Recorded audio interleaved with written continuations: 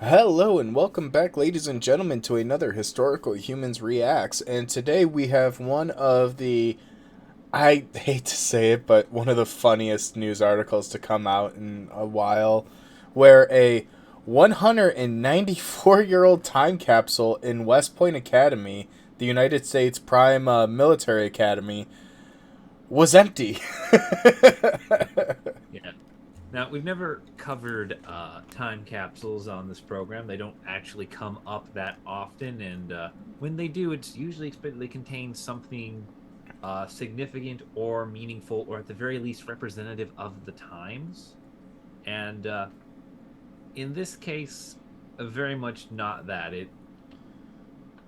Well, it was just an empty box, and yeah, Well, it's to build up some of the background on so this all transpired in the past week. What had ended up happening was there was a statue of a Polish general who helped build up the fort of West Point during the Revolutionary War when it was within the war zone, and helped protect it. So they built a monument to him in 1828, and during the same year, they had put a 1 foot cubic box within the marble base, which was presumed to be a time capsule, and then the statue was placed on top in 1829.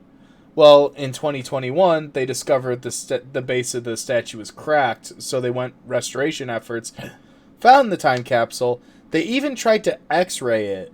However, the X-ray tests ended up being inconclusive. Yes, I believe that is largely due to the fact that the box was at least partially made of lead. I think it was entirely made of lead, Yeah.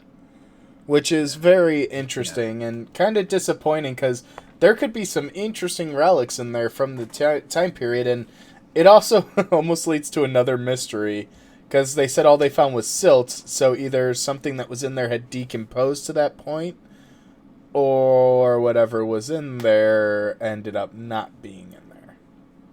Yeah. And there were some interesting speculations as to what could have been inside, ranging from Ulysses S. Grant's beard trimmers to potentially a thumb drive full of Bitcoin, which I thought was a really wacky one. I think they just asked a bunch of cadets and they just gave some wacky suggestions. Yeah. But to your point from earlier, there actually was a time capsule that was found not that long ago out of Virginia, Yeah. when a Robert E. Lee statue was taken down in Richmond, and they discovered a 130-year-old time capsule there. And that one, um, fortunately, ended up coming out with actual artifacts. Yeah. Yeah. That one very much did. And more to the point as to why this time capsule at West Point was so hotly anticipated is not just because of the prime location which has been given at the base of the monument of this very important general, but also because of just the significant historical figures that were at West Point during this time. The capsule has been dated precisely to the year 1828, with the monument itself completing in 1829. During this time period, certain notable individuals like Robert E. Lee were cadets at West Point. Basically, most of the Civil War generally were cadets at West Point during the construction of this monument, and thus it is not inconceivable that they, being cadets, would have been drafted to either put something in or suggest things to be put in the monument.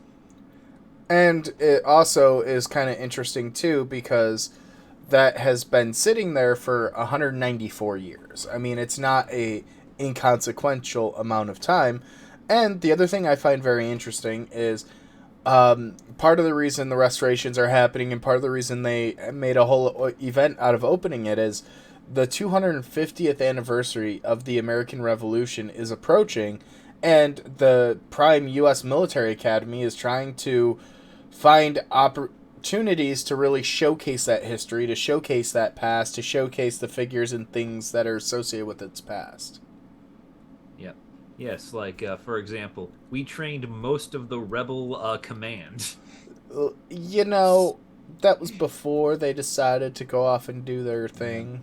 Yes, yes, they were trained before they made their decision, but still, but still. And then another Uh, thing that I think is also kind of interesting is they plan on rekindling the tradition, which means they will place another time capsule within this monument.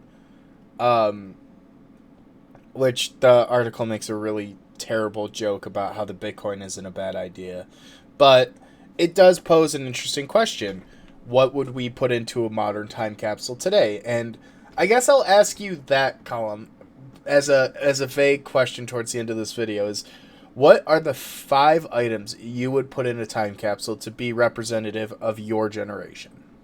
Honestly, I'm not going to be as specific as an individual item, but like again, the point of being in time capsule is it has to be something that is representative of this era. It is essentially, meant to be a act of preservation and a gift from, essentially one century to another. Um, as such, I feel like we are in the transition away from hardware for a lot of things, and so probably we would probably want to we would probably want to include some sort of computer hardware because this is sort of coming to the end of that era. Um, That poses a very interesting preservation question, and this is something we debated quite heavily at the archives. Is how do we best go about with digital preservation, both in terms of computer hardware? So, like, if you say put a laptop in a box, and let's just say for the sake of the argument that it is fully waterproof, that nothing is going to get in, there's no guarantee that that technology will still function in that time period. One, and two, that they'll have the ability to actually utilize it. I mean, backwards compatibility is not technology's strongest suit. yeah, and that'd be part of the point too. I mean, like if we had like just let's go to the 80s, right? Like if you wanted, if we were to say what would be the quintessential time capsule from the 80s, because it already exists in the past, we know what died out and became the stereotype. We'd expect, a Walkman with disco music, right? We'd expect a piece of technology and gear tied to the culture of that time. We'd expect, I don't know how you do it, but an afro or those what are those pants where they flare out at the bottom that people would dance Bell in? bottoms. Bell bottoms. Yes, we'd expect things like that, things that died and then have either returned or have stayed dead. I think one of the ones I would definitely put in is a COVID mask. Hmm. What kind? Oh, I'd probably do like a cloth one or a mesh one. Standard cloth. Yeah. Yeah. Not like What mesh you would mesh, but yeah, no, what you would have to do, what you have to do if you want to be quintessential for this generation, believe in this, is you have to do one of those like homemade ones that people were making, oh where like god. people sewed them together. Yeah, do like a homemade Not just sewed face mask. listen, listen, yeah. Some of my family did that because we couldn't buy the little blue ones for the longest time. So we actually sewed cloth together and tied it around our heads. Yeah, I mean that is very interesting. I mean, you see one of my personal favorite things was seeing the comparisons to the 1918 Spanish flu and how you had similar articles pro and against masks and that this whole same lot like the conversation never changed. Yeah, but this is about time capsules. So Yes. of course, what do you think would be in Yeah, a what is your early choice? 21st century time capsule? And we'll leave it at that. Thank you guys for watching and we'll see you in 100 years.